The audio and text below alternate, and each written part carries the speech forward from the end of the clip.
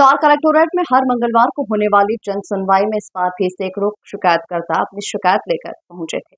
सभी शिकायतों की यहां पर सुनवाई की गई और प्रशासनिक अधिकारियों ने शिकायतकर्ताओं को हर संभव मदद का आश्वासन दिया।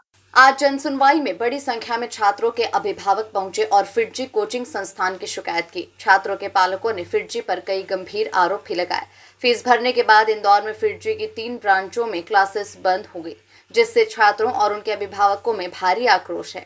जन सुनवाई में आए बच्चों के अभिभावकों ने बताया कि उनके द्वारा कोचिंग की पूरी फीस भर दी गई थी। उन्होंने जैसे ही फीस की अंतिम किश्त जमा की, वैसे ही क्लासेस बंद कर दी गई। पालकों का कहना है कि अब हम अपने बच्चों की पढ़ाई के लिए बेहद परेशान हैं। फिटजी में पढ़ाने के लिए फैकल्टी नहीं है, फैकल्टी को सैलरी नहीं मिल रही थी, इसीलिए छोड़कर जा चुकी है और शहर में फिटजी के तीनों सेंटर्स बंद हो गए हैं। अभिभावकों ने आरोप लगाया कि कोचिंग संस्थान के द्वारा एडमिशन के वक्त कई बड़े बड़े सपने दिखाए गए थे कि बच्चों का JEE और IIT में सिलेक्शन हो जाएगा, लेकिन सिलेक्शन तो दूर, हम बच्चों की पढ़ाई के लिए भी परेशान हैं। कलेक्टर से गुहार लगाकर मामले में जल्द ही कार्रवाई की मांग की है। कलेक्टर आशीष सिंह ने कहा कि टीम भेजकर जांच करवाई जाएगी। शिकायत सही पाए जाने के बाद वैधानिक कार्रवाई की जाएगी। अगर क्लासेस बंद कर दी गई हैं, तो अभिभावकों को पैसा दिलाने के प्रयास की बात भी कलेक्टर ने कही। फिटजी सेंटर ने हम लोगों से पूरे 2 साल की फीस एडवांस ले ली है। एडवांस लेने के बाद में यकायक उन लोगों ने जो है क्लास लेना बंद कर दिए। हमारे बच्चे JEE इंजीनियरिंग की एडमिशन लिया है।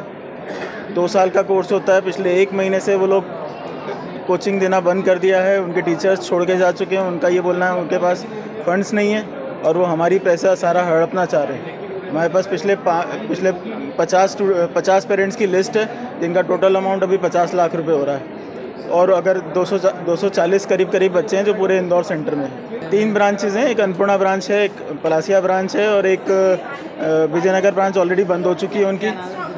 फिटजी सेंटर है। कलेक्टर साहब का कहना है कि 7 दिन के अंदर वो उस मैटर को क्लोज करेंगे और हमारा पैसा रिफंड दिलवाने की कोशिश करेंगे। देखिए, फिटजी में जो स्टूडेंट्स हैं उनके पेरेंट्स आए थे और ऐसी शिकायत है कि 40-50 कम से कम ऐसे पेरेंट्स हैं, बच्चे हैं जिन्होंने फ़ीस जमा करी फिटजी में, लेकिन ना तो अब वहाँ पर उनकी क्लासेस लग रही हैं जहाँ पर फैकल्टी की कमी बताई जा रही है और ना ही उनके पैसे वापस दिए जा रहे हैं। बहुत ही गंभीर मामला है। इसमें अगले 2-3 दिनों में ही हम लोग अपनी टीम भेजकर वहाँ पर जांच कराएंगे और अगर शिकायत सही पाई गई तो संबंधितों के खिलाफ कार्रवाई भी होगी और साथ में अगर क्लासेस नहीं होने वाली हैं तो पैसे वापस कराने की कार्रवाई भी कराई जाएगी। ग्रीष्मकालीन अवकाश के बाद स्कूल सत्र की शुरुआत हो गई है। वहीं स्कूल के लिए बच्चों का परिवहन करने वाले वाहन चालकों की लापरवाही भी सामने आ रही है। इंदौर के कलेक्टर कार्यालय में आयोजित हुई जन सुनवाई में एक स्कूल वैन के अंदर तय संख्या से अधिक बच्चों को ले जाने के मामले की शिकायत दर्ज हुई। शिकायतकर्ता ने जन सुनवाई में एक वीडियो का हवाला देकर कहा कि इंदौर में स्कूल शुरू होने के बाद एक बार फिर बच्चों को लेकर लापरवाही बरती जा रही है। स्कूल वैन के अंदर तय संख्या से अधिक बच्चों को बैठाकर उनकी सुरक्षा के साथ खिलवाड़ किया जा रहा है। शिकायत मिलने के बाद कलेक्टर आशीष सिंह ने कहा कि इसके लिए एक बड़ा अभियान चलाए जाने की जरूरत है। इससे पहले पिछले वर्ष भी एक अभियान चलाया गया था, इस बार भी कार्रवाई की जाएगी। कलेक्टर आशीष सिंह ने स्कूल के द्वारा अनुबंधित वाहनों के साथ ही अभिभावकों के द्वारा अनुबंधित वाहनों पर भी निगरानी की बात कही है। कलेक्टर आशीष सिंह ने सभी अभिभावकों से भी अपील की है कि वे अपने बच्चों को ऐसे वाहनों में न भेजें जिनमें ओवरलोडिंग हो रही है।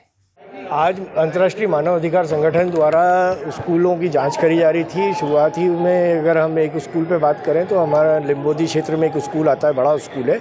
उस स्कूल के कुछ स्कूली वैन के जो बच्चे देखने में आए, तो हम जब जांच कर रहे थे तो एक वैन वाले को हमने रोकने की कोशिश करी, वो भग के स्कूल के अंदर चला गया। फिर हमने उसकी जांच करी, उसका वीडियो बनाया और लगभग 15 से 20 बच्चे उस स्कूल वैन में भरे हुए थे।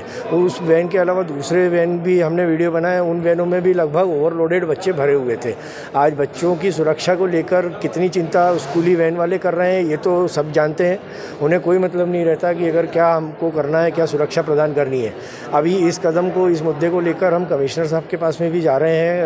अपना कलेक्टर साहब से भी बात हुई है, उन्होंने हाथ के हाथ तत्कालीन तौर पर RTO साहब को इस सूचना को दे दिया है और RTO साहब से भी इस पर कार्रवाई करने की मांग करी है। संख्या है उससे अधिक बच्चों को बैठाया जा रहा है। निश्चित रूप से एक बड़ा अभियान चलाए जाने की ज़रूरत है। पहले विगत सत्र में हमने चलाया भी था। जो स्कूल के द्वारा अनुबंधित वाहन नहीं हैं, उनके अलावा जो वाहन हैं जो पेरेंट्स के द्वारा अनुबंधित किए जाते हैं, उनके ऊपर भी हमको नज़र रखने की आवश्यकता है। लेकिन आपके माध्यम से मैं सभी पेरेंट्स से ये अपील करना चाहूँगा कि कृपया अपने बच्चों को ऐसे वाहनों में ना भेजें जिसमें ओवरलोडिंग हो रही है। जिन वाहनों के साथ आप अनुबंध कर रहे हो, कृपया उसको भलीभांति वाहन को चेक कर लें, वहाँ के जो ड्राइवर हैं उनको चेक कर लें और बिल्कुल किसी भी हालत में ओवरलोडिंग ना करें। हमारी तरफ से कार्रवाई होगी, लेकिन इसमें पेरेंट्स की जिम्मेदारी भी बनती है। उनसे भी मैं अपील करूँगा, कृपया इस बात पर ध्यान दें। लक्ष्मीनगर गृह निर्माण संस्था खजराना के 130 प्लॉट धारक भी शिकायत लेकर जन सुनवाई में पहुंचे। शिकायतकर्ता फैज अहमद सिद्दीकी ने मीडिया से चर्चा में बताया कि लक्ष्मीनगर गृह निर्माण संस्था खजराना के 130 प्लॉट धारक मूलभूत सुविधाओं को लेकर परेशान हो रहे हैं। इसी को लेकर रहवासी आज इंदौर कलेक्टर कार्यालय की जन सुनवाई में पहुंचे और कलेक्टर के समक्ष अपनी समस्या रखी। फैज अहमद ने बताया कि ज्योति सोनी जो कॉलोनी की संस्थापक है, उन्होंने 6 महीने में TNC कंप्लीट करने का कहा था, वो भी नहीं हुआ। इसी के साथ साथ कॉलोनी में लाइट, ड्रेनेज जैसी कई मूलभूत सुविधाएं भी नहीं हैं। इसे लेकर आज सभी लोगों ने कलेक्टर आशीष सिंह को शिकायत की। मामले में अधिकारियों ने जांच कर कार्रवाई का आश्वासन दिया है। हम लोगों की समस्या ये है कि गृह निर्माण संस्था से हमने कॉलोनी वालों ने सबने प्लाट लिए थे 2019 में।